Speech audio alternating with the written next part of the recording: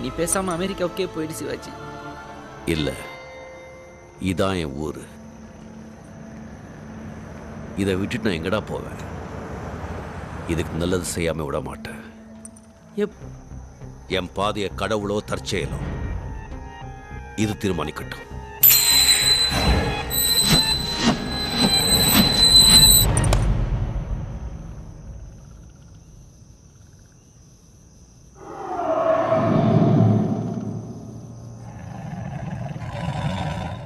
இனி நான் போற பாதை சிங்கப்பாதை.